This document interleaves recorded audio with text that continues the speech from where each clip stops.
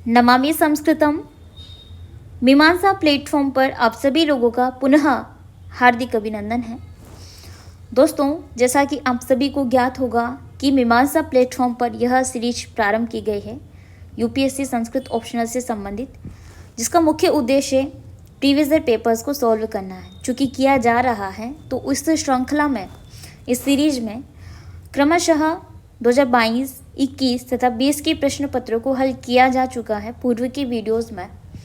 और अभी हम बात करें तो सन 2019 का जो प्रश्न पत्र है, इसमें हम पेपर 1 हल कर चुके हैं और पेपर 2 का आज अंतिम क्वेश्चन हम हल करने जा रहे हैं, अर्थात प्रश्न संख्या 8, जो कि मूलतः व्याख्या से संबंधित होता है। आपको ज्ञात भी होगा, आपने इसके पूर्व के वीडियोस देखे होंगे।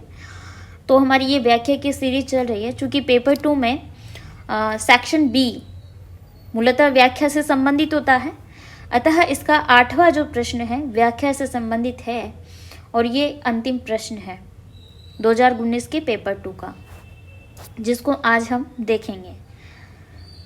इसको प्रारंभ करने से पूर्व दोस्तों मैं आपको ये बता देती हूँ कि इसमें जो व्याख्या पूछी जाती है वो मूलतः नाटकों से पूछी जाती है, जिसमें 3 नाटक शामिल हैं, अभिज्ञान शाकुंतलम, ठीक है, स्वप्नवास वदतम तथा उत्तर रामचरितम। तीनों ही नाटक जो हैं ये आपके इसके सेक्शन ए में भी शामिल होते हैं। जब आप सेक्शन ए में देखेंगे प्रश्न संख्या 3, चूँकि उसमें भी नाटक होते हैं किंतु उसमें सारगर्भित रूप से प्रश्न पूछे जाते हैं, ये आपको ज्ञात भी होगा। हालांकि उसमें और भी नाटक आ जाते हैं, जैसे मृच्छकटिकम हो गया, ये प्रकरण है, और भी चीज़ें इसमें हैं, ठीक है।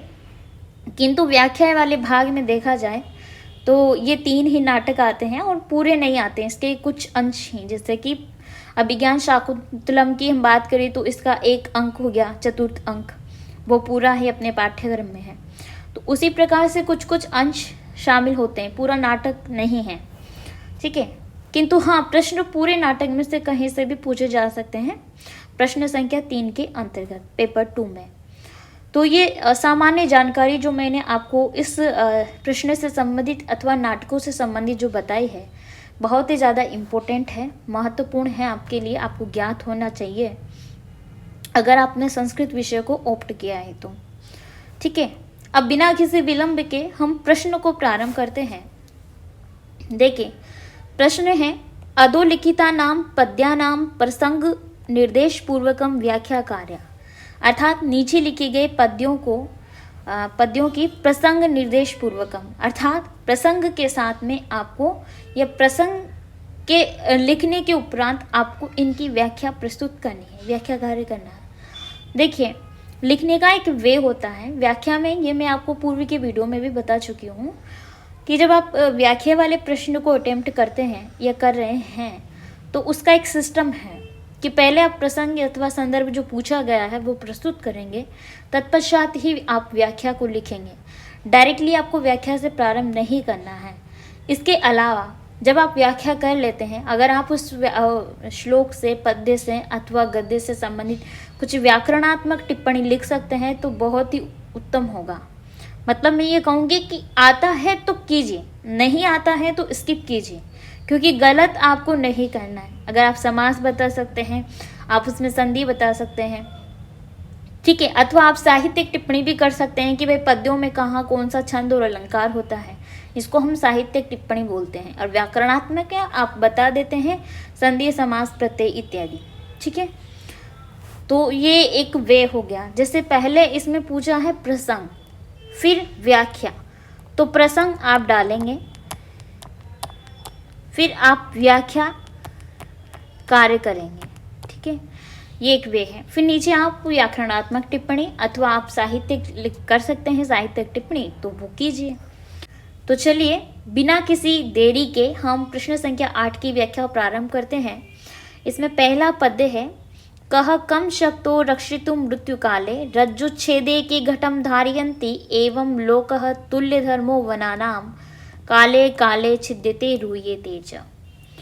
ये पद्य जो है दोस्तों स्वप्नवासवदतम नाटक से उद्धृत हुआ है। ठीक है, स्वप्न वासुदेवतम के छठे अंक से लिया गया ये पद्य है।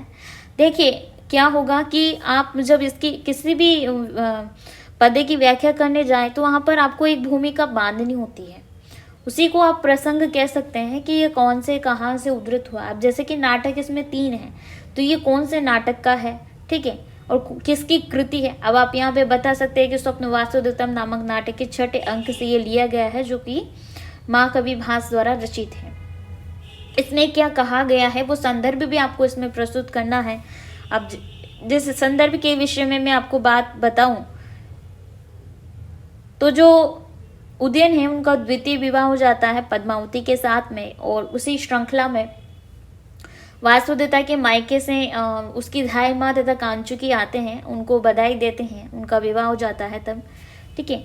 और उदयन जब उनसे मिलते हैं तो उदयन समाचार पूछते हैं वासुदेवता के माता पिता कैसे हैं, किस अवस्था में हैं, ठीक है, और क्षमा मांगता है कि मेरे कारण ही वासुदेवता की ये दुर्दशा हुई है, ठीक है, वासुदेवता को मैंने खो दिया है।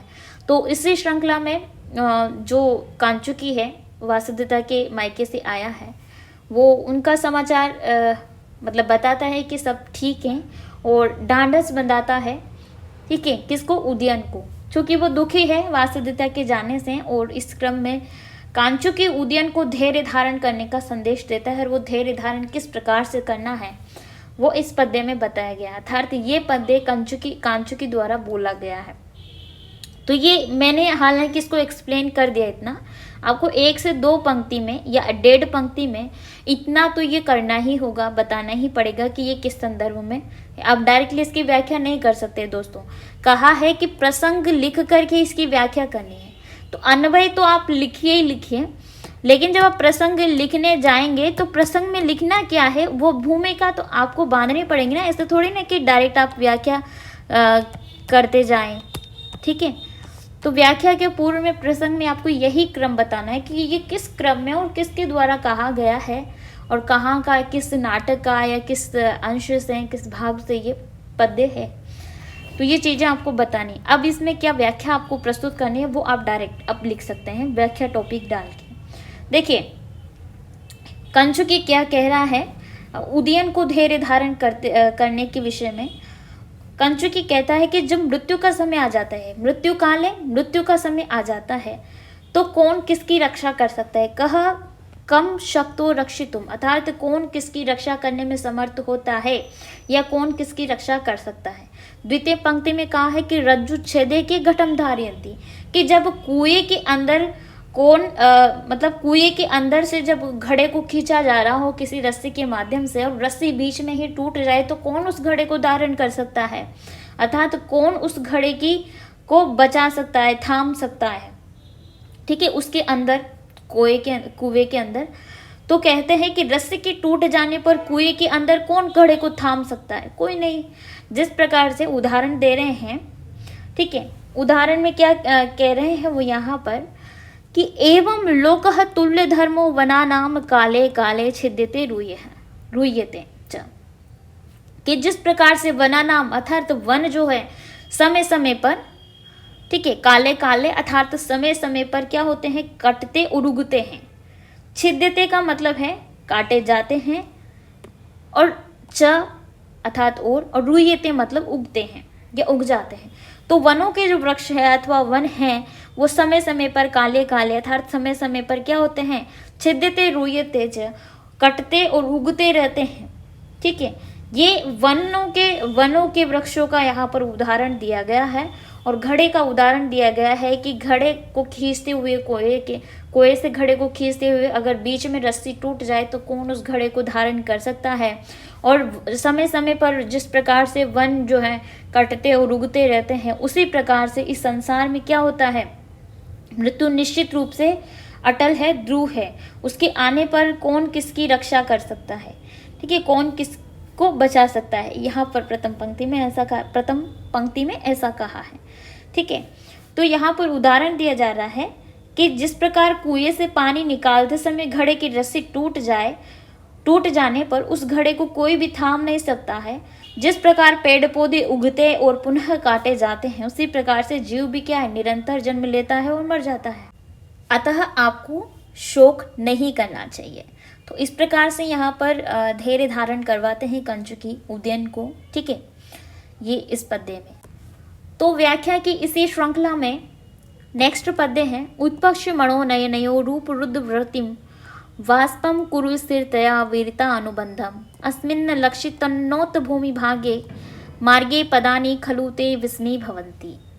ये जो पद्य है अभिज्ञान शाकुंतलम नाटक से उद्धृत हुआ है।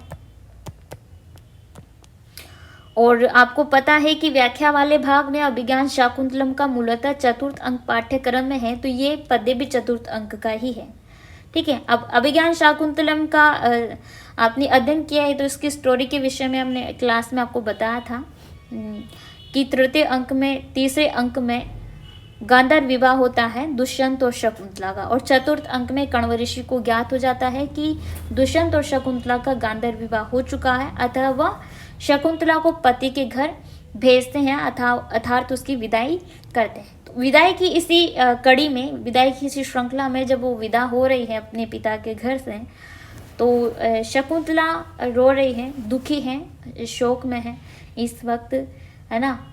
जाहिर सी बात है, कोई पुत्री अपने पिता का घर छोड़ती है, पति के घर के लिए जाती है तो दुखी होती है, और उस समय उसकी क्या दशा होती है उसी का चित्रण कवि कालिदास जी ने इस पद्य में किया है। यहाँ पर एक पिता जो पुत्री को ढांढस बंधा रहे हैं, सांत्वना दे रहे हैं, शकुंतला को धैर्य प्रदान कर रहे हैं, धैर्य और साहस देने का वो प्रयास कर रहे हैं, वही इस पद्य में कवि कालिदास जी ने चित्रित किया है।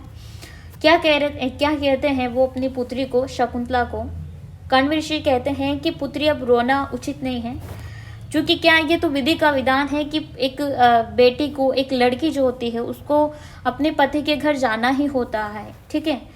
तो वो उसको ढांढस बनाते हुए कहते हैं कि पुत्री अब रोना उचित नहीं है, शांत हो जाओ और सामने के रास्ते को क्या करो देखो, क्योंकि क्या हो गया है, नयो रूप रुद्रव्रति, जो नयो यहाँ पर द्विवचन रूप है अर्थात दो आंखें हैं, तो दोनों आंखों के विषय में बात की जा रही है, द्विवचन रूप नयो, आंखों के बरौनियों में रोने के कारण क्या हो गया, उत्पक्ष मणों का यहाँ पर अर्थ है दोस्तों, ऊपर उठी जो बरौनियां होती हैं उन बरौनियों से युक्त रूप रुद्र व्रतिम, रूप यहाँ पर इसका विभाजन करेंगे उपरुद्ध व्रतिम हो जाएगा, ठीक है। तो उपरुद्ध व्रतिम का मतलब है देखने की शक्ति क्षीण हो चुकी है, देखने की शक्ति को जो क्या कर रहा है, रोक रहा है। नयनों की जो बरौनियां हैं, आंखों की जो बरौनियां हैं, उनमें रोने के कारण क्या आ गए हैं, वाष्पम अर्थात आंसू आ गए हैं, तो उन आंसुओं को रोको, ठीक है। उन आंसुओं से जो क्या हो गया है कि तुम्हारी आंखें भर गई है और तुम्हारे देखने की शक्ति रुक सी गई है या रुक गई। उपरुद्ध व्रतिम, रुद्ध अवरुद्ध हो जाना, अवरुद्ध का मतलब क्या होता है आपको भी पता होगा, ये धातु है अवरुद्ध होना, तो मतलब रुक गए हैं, तो देखने की शक्ति अथवा क्षमता रुक गई है, इस प्रकार से आंसू आ जाने के कारण। तो यहाँ धैर्य धारण कराते हुए आंसुओं को रोकने के विषय में कह रहे हैं। और मार्ग चूंकि वहाँ का समतल नहीं है, यानी कि मार्ग ऊंचा नीचा है, ठीक है, तो उसी के विषय में कह रहे हैं कि तन्नोत भूमि भागे, तन्नत उन्नत, मतलब तन्नोत भूमि भागे, ऊपर नीचे भाग में, यानी कि भूमि अभी समतल नहीं है, आगे का मार्ग समतल नहीं है, जैसे मार्ग की ऊंच नीचे भूमि को नहीं देख पाने की स्थिति में, चूंकि उसकी आंखों पे आंसू आ रहे हैं, तो इस स्थिति में तुम्हारे जो पैर हैं वो पैर लड़खड़ा रहे हैं, क्या हो रहे हैं, लड़खड़ा रहे हैं। विस्मी भवंती, विस्मी भवंती का मतलब है लड़खड़ा रहे हैं, ठीक है। तो उसी विषय में कह रहे हैं कि यहाँ पर कवि ये संदेश दे रहे हैं कि सत्य को स्वीकार करो, चूंकि ये सत्य है कि अब तुम्हारा विवाह हो चुका है, ठीक है, तुम्हें पति के घर जाना है, तो इस प्रकार से सत्य को स्वीकार करो और धैर्य पूर्वक अपने कार्य के प्रति आगे बढ़ो, ठीक है। ये उपदेश दिया गया है कवि कालिदास जी के द्वारा, और ये चित्रण किया गया है कि उस समय पुत्री की क्या दशा होती है जब वो अपना पिता के घर को छोड़ रही होती है, पति के घर की ओर प्रस्थान करती है, तो जाहिर सी बात है उस लड़की की आंखों में आंसू आ ही जाते हैं। और एक पिता जो उसको सांत्वना दे रहे हैं, धैर्य बनाने का प्रयत्न कर रहे हैं, साहस दे रहे हैं। हालांकि दुखी तो वो भी होते हैं, ऐसा नहीं है, किंतु वो प्रदर्शित नहीं करते हैं। तो कण्व ऋषि भी वहाँ यहाँ पर यही कर रहे हैं। वो पुत्री को रोने के लिए मतलब जो रो रही है उसको बोल रहे हैं कि अब मत रो, ठीक है, रोना आगे उचित नहीं है, चूँकि ये तो विधि का विधान है। और चूँकि आप रो रहे हैं तो रोने के कारण आंखों में आंसू आ गए हैं, और आंसुओं के कारण क्या हो गई, देखने की जो शक्ति है वो रुक गई है। तो चूँकि आगे का मार्ग समतल नहीं है, ऊंचा नीचा है, और इससे तुम कहीं गिर न जाओ, तुम्हारे पैर जो हैं वो भी लड़खड़ा रहे हैं इस स्थिति में। तो ऐसे इस प्रकार से काश्यप ऋषि जो हैं शकुंतला को कह रहे हैं। उम्मीद करती हूँ दोस्तों कि इसमें क्या कहा गया है और किस प्रकार के भावनात्मक संबंध के विषय में बताया गया है वो आपको समझ में भी आ गया होगा। क्योंकि आप एक पुत्री हैं अथवा एक पिता हैं किसी पुत्री के, तो उस हिसाब से भी आप इसका जो है अनुभव कर पा रहे होंगे, या मतलब ऐसा फील कर पा रहे होंगे। ठीक है, आगे बढ़ते हैं। नेक्स्ट पद्य है, विनिश्चेतुं शक्यो न सुखम इति वा दुखम इति वा प्रमोहो निद्रा वा किमु विसर्पः किमु मदः तौ स्पर्शे स्पर्शे मम हि परिमूढेन्द्रियगणो विकार चैतन्यम भ्रमयति च सम्मिल्यति च। ये उत्तरामचरितम का पद्य है। ठीक है, तो ये जो पद्य है दोस्तों, ये मूलतः भवभूति के द्वारा रचित जो उत्तरामचरितम नाटक है उसके प्रथम अंक से लिया गया है, जो कि प्रथम अंक के श्लोक आपके इस पाठ्यक्रम में है, तो प्रथम अंक से लिया गया है। और इस अंक को हम चित्र दर्शन अंक के नाम से भी जानते हैं, आपको ज्ञात भी होगा, ये मैंने क्लासेस में भी आपको बताया था। ये जो श्लोक है ना दोस्तों, यहाँ पर राम के द्वारा सीता के स्पर्श से प्राप्त सुख का वर्णन किया गया है, और किस प्रकार का सुख है वो राम के द्वारा यहाँ पर कहा गया है। देखिए, राम के कहने पर जब सीता राम के गले में अपनी बाहों को डाल देती है तो राम सीता से इस प्रकार से कहते हैं, इस पद्य में कहा गया है कि हे प्रिय, यह क्या है, तेरे प्रत्येक स्पर्श से मैं इस प्रकार का सुख का अनुभव करता हूँ जिससे स्व विषय को ग्रहण करने में असमर्थ सा समझता हूँ। मतलब मैं अपने विषय को ग्रहण करने में असमर्थ मैं खुद को समझ रहा हूँ, और इंद्रियों के समूह ने ऐसा मनोविकार उत्पन्न किया है जिससे मेरी जो चेतना है वो भ्रांत और संकुचित हो रही है।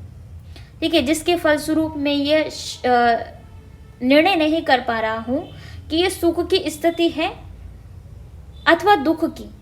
सुखम इति वा दुखम इति वा, ये जो स्थिति है वो सुख की है अथवा दुख की, ये मैं निर्णय करने में असमर्थ हूँ। और ये गाढ़ जो मूर्छा है अथवा निद्रा अथवा शरीर में कोई विष का प्रसारण हो रहा है, विष विसर्पः, ठीक है, तो ये कोई निद्रा है। प्रमोह का मतलब यहाँ पर है बेहोशी, अथवा हम ये कह सकते हैं कि मूर्छा। ठीक है, उस समय उस भाषा में हम ये कहेंगे मूर्छा। निद्रा अथवा निद्रा है, अथवा विष विसर्प, अथवा मेरे संपूर्ण शरीर में किसी विष का प्रसारण हो रहा है। ठीक है, अथवा किसी मद्य के नशे के समान, किमु मदः, अथवा किसी मद के जो मदपान किया जाता है उसके पश्चात होने वाले नशे के समान मेरा ये शरीर जो है नशे से युक्त हो गया है, नशा से युक्त है। ठीक है, इस प्रकार से इस समय मेरी जो अनुभूति हो रही है वो निश्चित रूप से नहीं कही जा सकती है कि वो किस रूप में प्रस्तुत हुई है। विकार चैतन्यम भ्रमयति च सम्मिल्यति च। यहाँ दोस्तों ये स्पष्ट हो रहा है कि राम को अपने सीता निर्वासन के निर्णय पर स्वयं ही संदेह हो रहा है कि उसका निर्णय उचित है अथवा अनुचित है। यह सोचकर राम की स्थिति कैसी हो गई है, किम कर्तव्य विमूर्ति जैसी हो गई है, और राम निर्णय नहीं कर पा रहे हैं कि वो अभी किस प्रकार का अनुभव कर रहे हैं। क्योंकि एक तो वो मूर्छा की स्थिति में है, अथवा दुख की स्थिति में है, अथवा सुख की स्थिति में है। क्योंकि जब सीता का निर्वासन होने वाला है तो उसके पूर्व की घटना है। यहाँ पर सीता चूँकि राम की बाहों में आ जाती है, ठीक है, राम के गले में अपने बाहों को डाल देती है, तो राम सीता से इसी प्रकार से कहते हैं कि प्रिय ये क्या है, तेरे स्पर्श से प्रत्येक स्पर्श से इस प्रकार के सुख की अनुभूति हो रही है। ठीक है, सुख का अनुभव करता हूँ, जिससे अपने विषय को ग्रहण करने में मैं असमर्थ सा हो गया हूँ। तो उसी श्रृंखला में चूंकि वो उस समय सुखी भी हैं उसके स्पर्श के कारण, और दुख भी होने वाला है चूंकि सीता जाने वाली है। तो उस विषय में ही राम कह रहे हैं कि ये दुख है अथवा सुख है, ठीक है, मैं किस मूर्छा में सा पड़ गया हूँ, ये निद्रा है अथवा मेरे संपूर्ण शरीर में किसी विष का प्रसारण हो रहा है, विष का प्रसारण हो रहा है, अथवा मैं किसी मद के नशे के समान मेरा जो शरीर है वो पूर्णतः नशा से युक्त हो गया है। तो यहाँ पर वो निर्णय नहीं कर पा रहे हैं। और तव स्पर्शे मम ही परिमूढ़े इंद्रिय गणों, मेरी जो इंद्रियां हैं वो विकार से युक्त हो गई है। ठीक है, परिमूढ़े इंद्रिय गण का मतलब है अपने विषय को ग्रहण करने में जो असमर्थ सी है वैसे। स्पर्शे तव स्पर्शे तुम्हारे प्रत्येक स्पर्श से, ऐसा आप कह सकते हैं। तो यहाँ पर राम का निर्णय नहीं हो पा रहा है कि वो किस स्थिति में है, और क्या वो सुखी है, क्या वो दुख का अनुभव कर रहे हैं, क्योंकि दोनों ही परिस्थितियाँ हैं। तो उसी का चित्रण भवभूति ने यहाँ पर किया है। उम्मीद करती हूँ कि किस दशा के विषय में यहाँ पर कहा गया है और क्या राम की कैसी स्थिति है वो आपको समझ में आ रहा होगा। ठीक है, वही आपको अपने शब्दों में प्रस्तुत करना है, और इसका प्रसंग किस प्रकार से प्रस्तुत करना है, क्योंकि आपको सामान्य सी ज्ञात हो ही गया होगा कि करना क्या है। ठीक है, तो इसमें ज़्यादा कोई अब डिटेल में जाने की भी आवश्यकता नहीं है। आपको चीज़ें समझ में आनी चाहिए कि पद्य में बोला क्या गया है। तो इसी को आप लिखने का प्रयास कीजिए अपने शब्दों में, और इसी श्रृंखला में मैं अपनी वाणी को यहीं समाप्त करती हूँ, विराम देती हूँ। नमामि संस्कृतम।